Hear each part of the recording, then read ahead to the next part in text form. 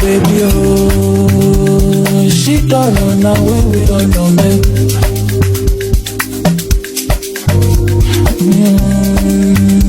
When I listen, no man, we don't find a will. Hi guys, welcome back to my channel. Today we are diving into one of my favorite topics, decluttering and minimalism. If you get overwhelmed by all the clutter in your home and you want to simplify your life, then this video is for you. Let's get into some tips that is going to help you to declutter and organize your home. You know, having a clutter-free space or a space where it's just organized, it does a lot for your mental health and it just keeps your mind clear. And this is one of the main reasons why I try to keep my home clutter-free and just organized. So tip number one is to start small, okay?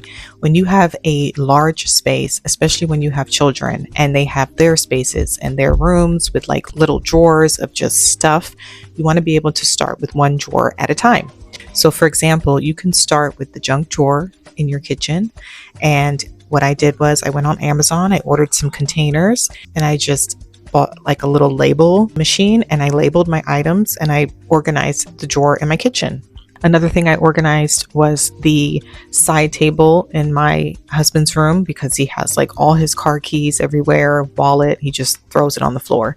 So I got little containers to organize, also organized my closet. I put like jewelry into different containers, like the overhaul of jewelry, extra bracelets and extra rings and all that stuff that was just kind of laying around. So you want to start small. That's your first tip. It can be very overwhelming, so at least start with one task. You also want to focus on areas that you use daily, and that's why I mentioned the side tables in my room, my closet, the junk drawer, because we go in there every single day looking for a pen, looking for a piece of paper, looking for a sticky note, something. So you want to start with areas that you use all the time, because seeing that in a mess all the time, it can create so much stress. So you want to create zones for your things. So for example, with my daughter's room, I noticed Lego pieces were just everywhere. But there were different types of little toys. So LOL dolls, the Legos, Bluey, just certain things. So I created containers for each one of those specific types of items because they're so tiny. Labeled it and I put it on her desk because those are things that she plays with all the time. And then I bought big storage bins for like all the junk toys that they don't play with as much. And I just threw everything in those big storage bins and just shoved it under the bed because really, I don't want to see it. And they act like they want to see it, but they don't want to see it either. Mail.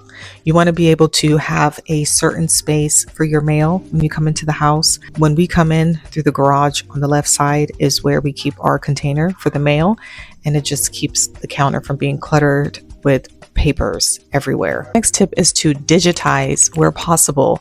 Me, I hate paper. I hate clutter. I hate items everywhere. My husband, on the other hand, he loves keeping copies of bills, copies of receipts, confirmation numbers, you know, and I'm like, we don't need that.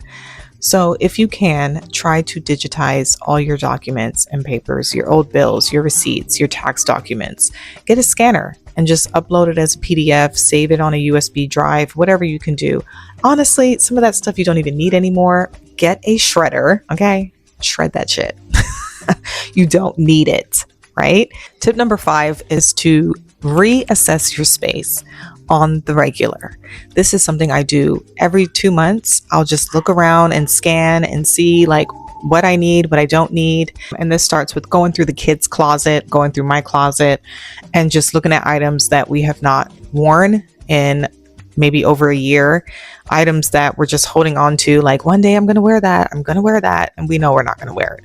But especially with the kids, because they grow so fast, and I like to go through items, and anything that they have outgrown, I will just reach out to one of my neighbors and say, hey, does your daughter, does your son need an extra outfit? We have so many extra clothes that the kids have grown out of. We will donate clothes. I have no problem with reuse, okay? If they don't need it, it goes to Goodwill. And I get a tax donation slip and keep it moving from there. You do want to go through your home and you want to look at items you don't need. You have to really ask yourself, do I really need this? Do I need this? And if the answer is no, you guys let it go. There's so many things that we hold on to. Also with decluttering, guys, some of that stuff is like, it has a psychological or an emotional attachment to it.